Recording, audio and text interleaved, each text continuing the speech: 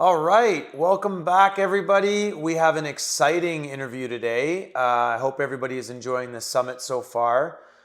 We are really happy to have Tim Cordero here today, and we're talking all things Amazon. This is the first time we've actually had an opportunity to go over a variety of topics around Amazon, and I'm sure everybody is aware of what the platform is capable of doing, whether you're a shopper or you are a merchant trying to sell your products. Amazon in itself can be very overwhelming, and super happy to have Tim here today to kind of walk us through the simplicity of Amazon and some of the things that we can and should not do on Amazon as a merchant. So without further ado, Tim, thanks so much for being on here. Thanks, Roger. Yeah, Really looking pumped to forward have to you it. on. Thanks so much. And It's a big topic to cover here. huge. Hopefully we can get through it. Huge, yeah. I mean, it's too big, and I think one of the reasons why we never really talked about it as much as we probably will today is because there are so many aspects of what we do as merchants, as makers, or whatever business you may be involved in that takes up so much of our time that Amazon in itself could effectively be a business by itself, in addition to doing a variety of other things. So I'm really excited to kind of get through this. And before we break into it, I really wanted everyone to know who you are and the special person that you are and the projects that you're working with. So if you can give some bit of a background on you, that'd be amazing. Sure, thanks. So I started out as a civil engineer by trade, but quickly I've always been I've always had that entrepreneurial spirit, and quickly wanted to always do something on my own, and got into the e-com space about 10 years ago when I started having kids. And we started Noris Nursery, which is a eco-friendly baby product business. We just realized how much waste we were producing when we started having kids. And that was 10 years ago. I can't believe it's been a decade. It's crazy. We're celebrating our 10-year anniversary. The whole way along that journey, I've always volunteered with adults with disabilities and wanted to start something to help produce jobs for them, because that's one of the biggest things. Once they hit 21, there's not a lot of opportunity for them. So we started Weekendo this year, a nonprofit focused on producing jobs that are paid, which is a huge component, meaningful employment for adults with disabilities. And that's how we met. We were looking for a dedicated supplier to help us with that journey, and I encourage everybody to follow us on that. It's going to be really fun. Yeah, absolutely, and we'll provide all the links to Weekendle and everything that you're a part of as well, which I believe and truly support what you're doing. I think it's an incredible initiative, and it's going to be really fun. Not many of you out there that are actually doing that, which is incredible. And I think there's such a focus on that is gone way too undervalued. But that being said, to Tim's point, we met there, and I was just such a fan of what was going on, and a fan of your story, and a fan of the business that you had built with Noris Nursery, and the expertise you have around e-commerce and being a merchant on Amazon, and really being able to understand how to grow and optimize a store. And again, congrats on the 10-year mark. And that's a high achievement in the world of e-commerce. That feels like a lifetime, because there's so much changing in such a fast pace. So it's incredible. So we're going to focus, as I mentioned, on Amazon, and a lot of our community members are obviously makers. Not everybody may be selling on Amazon. Some may actually be, afraid to. Mm-hmm. I definitely would be if I was starting out. It's just such an overwhelming space. What's concerning about it is people may have this perception that Amazon, the moment you list something, you're going to crush it. Mm-hmm. It's going to be this open water of opportunity, and the reality of it is that's actually not. It's actually a much harder body of water to tread than one might think. But starting out, I've got my product line. I'm really interested in selling my products on Amazon. How does a business owner or a crafter, what are the steps to kind of take to figure out, okay, I want to start listing on Amazon? What should they do? So you hit the nail on the head. Like there's tons of customers there, but there's also tons of competition. So thinking about it, like if I were starting out today, I would always be thinking is like, what's my strategy on Amazon? Not just list it and hopefully people buy it. Right. It's like figuring out, okay, what am I gonna list here? What makes sense? Looking at the fees and everything. There's a few different types of programs you can do on Amazon. So there's FBA, which is fulfilled by Amazon. So that's where you manufacture your own products. Say you make your candles, 5 units, 10 units, 1,000 units, whatever that is. You could send those into Amazon. they would sell them on their platform and then fulfill all those orders individually to your customers. Right. Pros and cons to both, and we can dive into those after. Fulfilled by merchant, which is you list kind of like an Etsy model where you would list it on Amazon. The sale would be made. You'd pay your commission to Amazon. You would have to fulfill those orders from your inventory that you carry.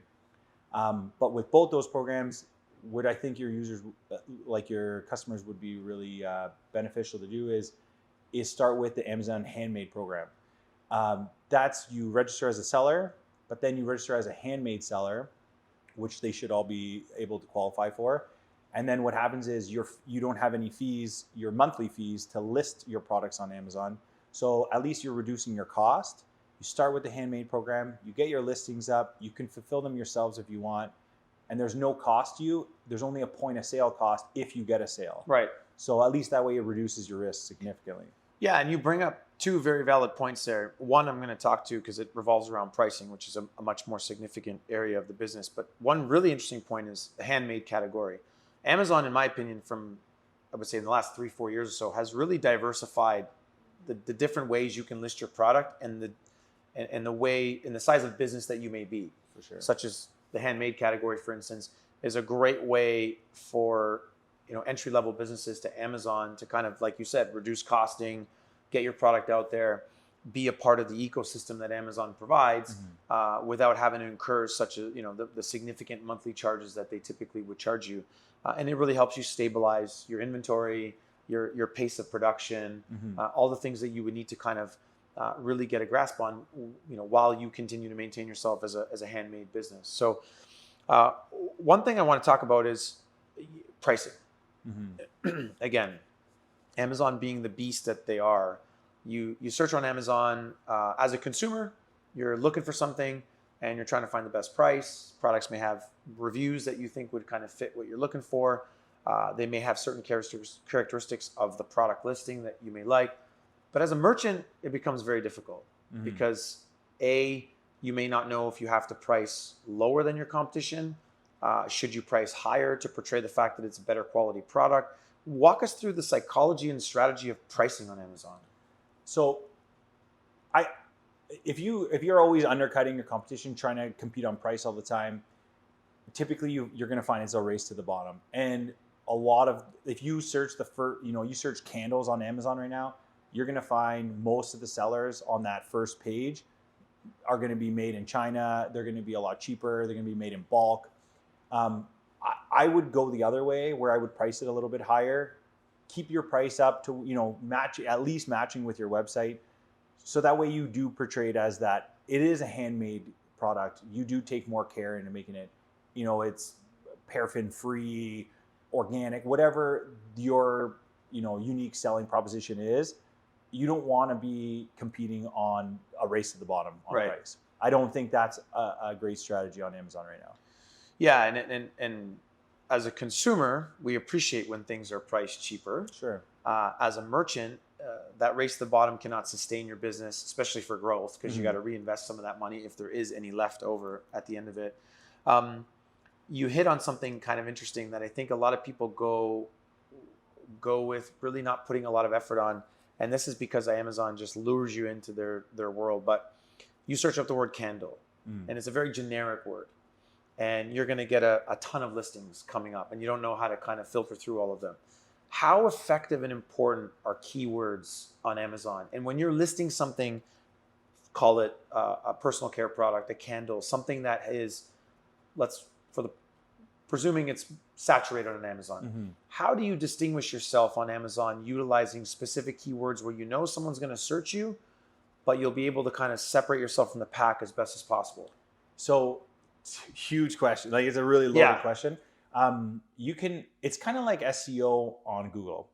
It works the same way. There's lots of different software. And again, this is Amazon, such a big topic.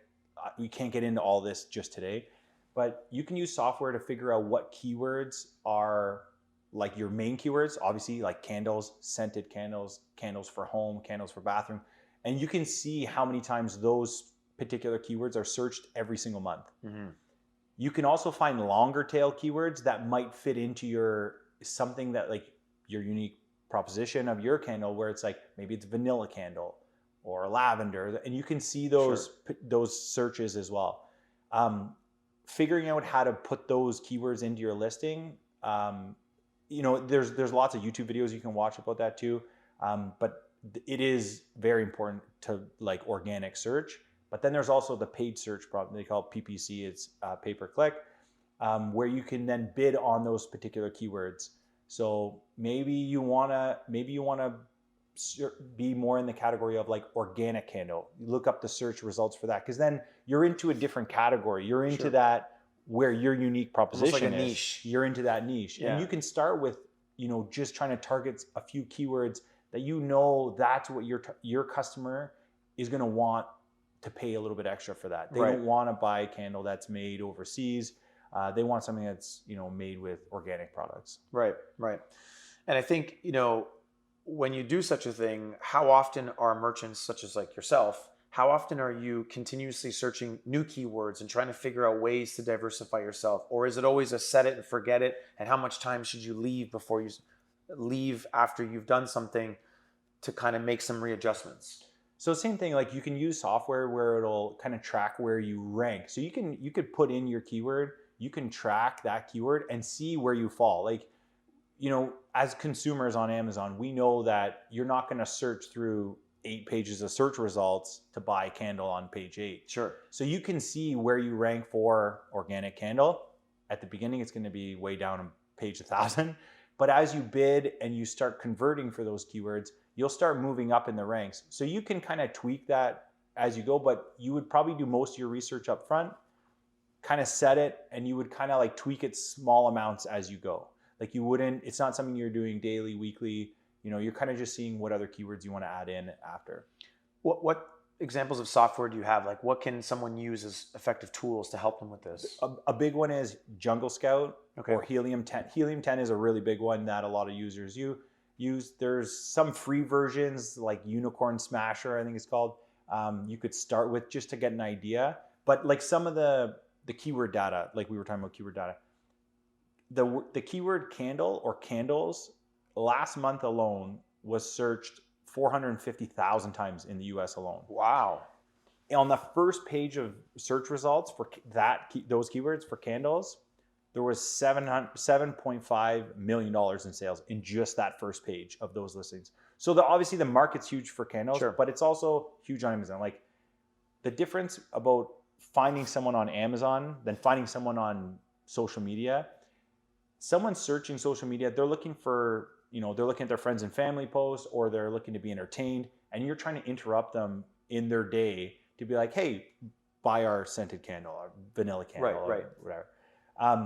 Whereas on Amazon, they're coming to the store with their credit card out, with a brand that they trust, which is Amazon. They know that they're going to have free 30 days to return something. They know they're going to get free same day delivery or next day delivery because they have a Prime account. And they're searching for vanilla candle, lavender candle, organic candle, and they have purchase intent. You're not interrupting their day. If someone lands on your listing, typically the rate for Amazon conversion is about 10%. Mm-hmm. There's no way people are getting 10% conversion on their own website. Yeah, no. So it's that's why people use it. What's critical about what you just said is that, you know, softwares like Helium 10, for instance, can provide you a lot of insight well before you even make a listing, let alone keyword optimization and figuring out what's the most effective use. Because that level of investment you're going to make can go in somewhat transparent and you know what's happening versus going in blind and saying, okay, well, I'm going to list this with these types of keywords, assuming I'm going to make these sales on this platform. And like you had mentioned, if the statistics show that, you know, on the first page and the top X amount of keywords are generating a little over $7 million in revenue, it doesn't necessarily mean that you may participate in that. It does if you are effective enough. And I think the proactiveness of doing the research and identifying what would work for your business and how you can sustain it in terms of, you know, record optimization, keyword search, etc., I think is critical, right? Yeah, like it's competitive. Like you're saying, it's going to be a competitive space. To get up on that first page for candles is going to be difficult. But if I were starting today and I was thinking about like, okay, what type of product could I put on Amazon that would make sense? I would kind of think of like the Costco hot dog, like the lost leader. It would be like your entry into your brand. Like what a wicked way to kind of be like, maybe you're selling something that like your tester kit where it has, your 6, 7 candles or 8 candles of your tea light candles. I think most candle makers have them where it's like, but instead of investing in 1 or 2 candles, here you can test our kit, see what scents you like. Right. You could list something like that, like it's like a $15 item. The fulfillment cost for Amazon for that is only going to be about $6. That's pick, pack, shipped, same day delivery to a customer. It's $6. Like that is something that you could put on there to be like even directing your own social media traffic to. And that could be like your starting point, the entry into your brand. Inside the packaging, because one of the hard things with Amazon is you don't get to control that customer experience. You don't get the customer data. Right. They're not going to give you their email address and stuff. Is you put some inserts in that packaging. So you really want to bring the customer back to your website now, where you bring you into your own ecosystem, where you control the experience. Maybe you get them to sign up for, a 20% off the larger candle on your website. Sure. So you always want to try and bring traffic back to your website too. Or even for a lot of makers that I'm aware of that diversify their product offerings. So they may be able to list on Amazon the candles they make because there may be more margins in it. Whereas there are other items such as like personal care products like face lotions and shampoos and hand soaps that they don't make potentially as much margin on, could be part of what you're saying. Mm-hmm. Anchor them in with some form of a slip that's in the box to say come back in to buy our other products at 20% off, and that you're able to expose them to the availability of all other items that you offer, mm-hmm. which is critical. Yeah, because it's a good point. Like you don't have to start with Amazon and be like, all right, we have 50 SKUs, right, and we're gonna put all 50 SKUs on.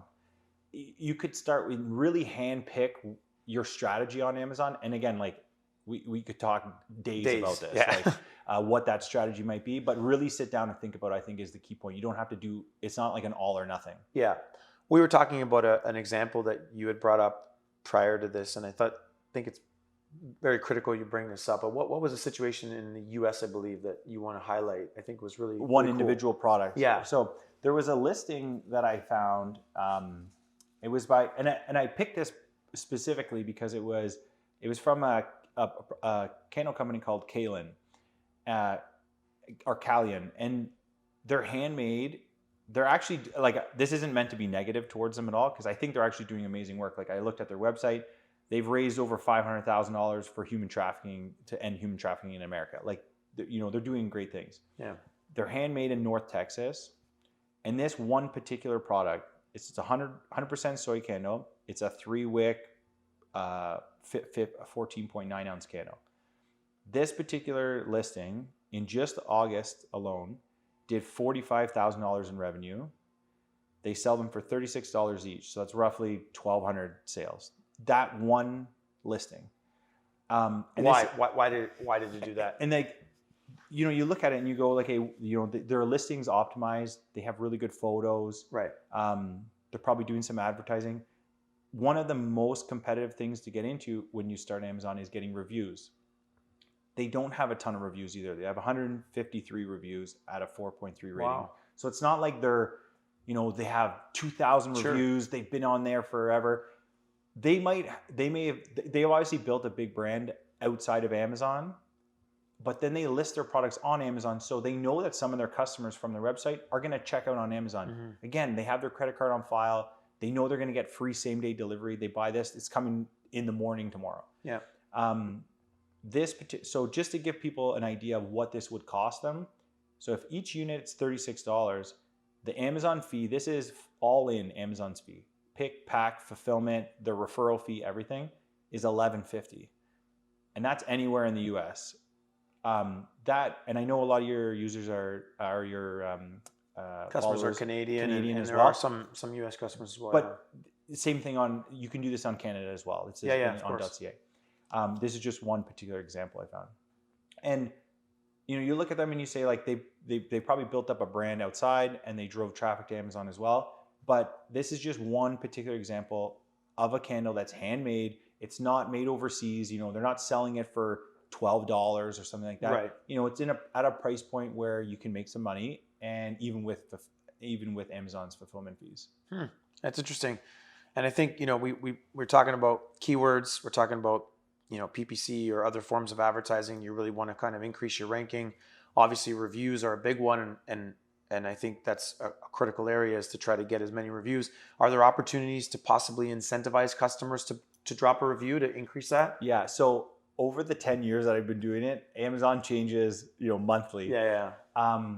Review manipulation, they call it, is really like a real sticking point with them. So what they do offer is a program called the Vine program. And this is totally legit. It's through Amazon. You would apply. So say you have a product that has 0 reviews right now. You're just starting out. You can put 30 units, 50 units in.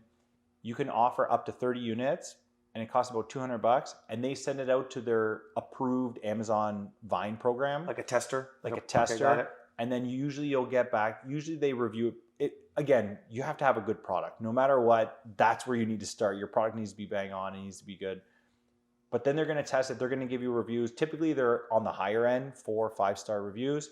And they provide a lot of photos, a lot of videos. That's why they're in that Amazon Vine program. So, at least you're starting out, you're probably going to get 30 reviews. Sure. With a lot of photos, with a lot of videos, and you really have that social proof.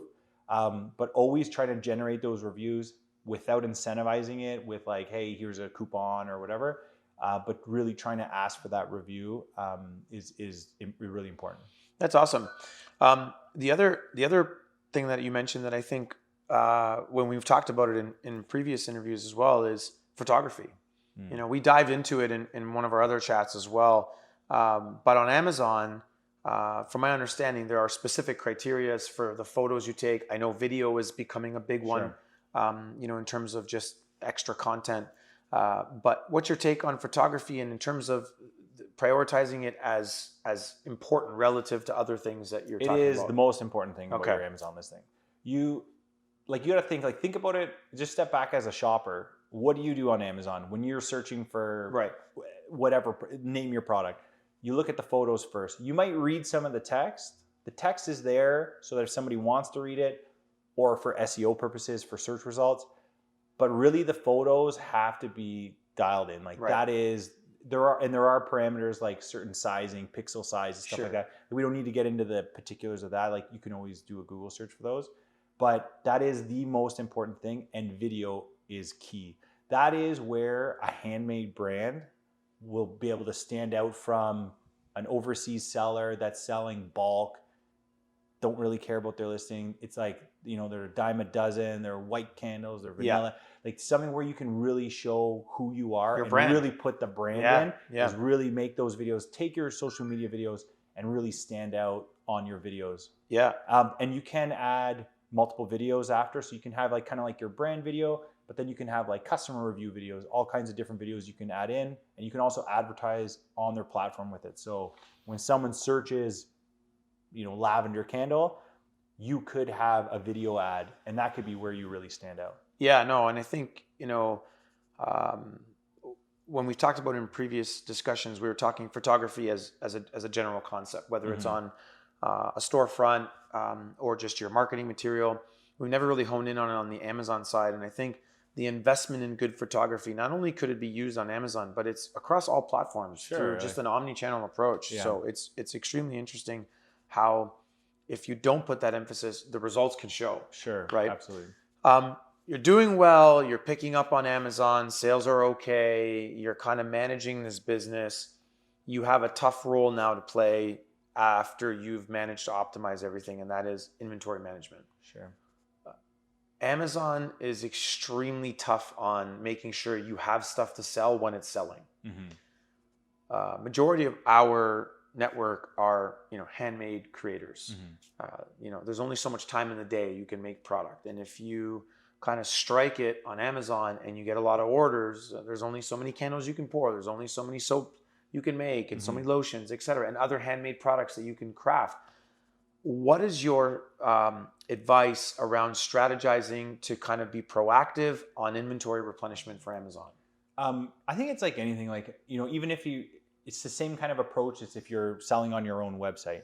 You know, you got to track your products, see how they're doing, and trying to keep up with the demand. The good part about Amazon is as you put your products in, as they're selling out, if you sell out, you know it's doing well, and you kind of can keep replenishing that. There is software to help you project like how many you're going to need. Sure. But the one really good part of using Amazon FBA to help with the fulfillment side, if you're selling them on your own website and you're doing the fulfillment as well, then there's really a lot less time in a day to be making candles. Sure. If you're packing and sending out those orders, Shipping you almost orders have two different businesses. Yeah. You know, you have a candle maker, you're an artisan, and then you're also a fulfillment house. Yeah. So using Amazon to do that fulfillment should help alleviate They'll some give of you that. the insight. Say, hey, look, you're at this level. We're probably going to need an extra X amount of units. So it'll give you enough time to kind of get on that and go forward. So I think it's critical because, look, if the last thing you want to do is get involved in a really good business that has nothing to sell. Sure. And it puts you in a position because then eventually Amazon's going to be like, hey, we're going to rank you lower. Well, this is the hardest part. The hardest part is to get sales on Amazon. And then if you keep selling out, you'll start falling off pretty quickly. So, Sure. But at that point, you know, it's a good problem to have. You can maybe start hiring some help or bringing in some people to help you meet that production need. You know, it's a good problem to have. Yeah, absolutely. Yeah. Okay, so now we've passed the inventory management. We're cruising with it. We're making sales, and we just experienced a customer service inquiry. Sure. What happens? Am I required to answer those customers, or is Amazon handling that for me? So Amazon will handle most customer service when it comes to like, hey, where's my order? I didn't get it, got lost, like all those types of things. Amazon will handle those. You might get inquiries from customers that you can answer, and you really want to try and get ahead of this because as much as positive reviews are good, negative reviews are even worse. Sure. So you want to try and get ahead of it, respond to the customer, try and do everything you can to, you know, if they got a bad candle or something like that, Sure. really try and help them to like, to send them a new one right away, refund them if you have to, like really take care of them. But most of the order customer service is done by Amazon. You would just do any like, you know, product issues might come to you. Yeah, and again, like it depending on how many you're selling, I think it's important that you jump ahead of it because Sure. negative reviews are kryptonite to your Amazon store. Like they won't cripple you, but actually it's funny when you come across a product that has like 100 5-star reviews, it almost looks fake. It almost looks too good to be true. Yeah. So having a couple negative, it's not going to kill you. I've seen so many people on social media take a negative review and throw it up and do a video talking about that review. Like get ahead of it. Like show that you're human. You're like, yeah, you know what? We had a bad batch or we had a bad candle. Like what we did is we sent a new candle out to them right away. We send them a gift set. We use it to show that you're real. Yeah, that's a great idea. Man, we can be talking for days on this, like we said. And this is great because there's a lot of items that we discussed that I think are extremely relevant and super helpful to a lot of our listeners here. I actually learned a couple of new things today. Can't thank you enough. I know you are coming packed with something you can offer to people that are listening. Do you want to maybe just mention that? So what I was thinking is like what I want to do is like you guys know how to make candles, and we're trying to make amazing candles to really support the cause of employing as many people with disabilities as possible. So I'd love to follow us on our journey. What I'd like to do for you guys is offer up a contest where we'll pick 2 winners, where I'll give an hour phone call to each of them. And I'll drop the link for the landing page for it. You just sign up, give us your email, and then that way we'll pick 2 winners. We'll jump on a 1-hour call together, and we can talk about whatever you want. You want to talk about Amazon, getting started on Amazon, listings, photography, inventory, whatever you want to talk about business-wise. I can offer that up. Amazing, man. Thank you. Love it. Thanks again for coming out. Yeah, thanks, We Candle, an amazing organization. We'll be dropping the link. Thank you all for tuning in. I hope you guys enjoy the rest of the summit. And Tim, thanks again, man. Thanks, Roger. Appreciate it. Take care.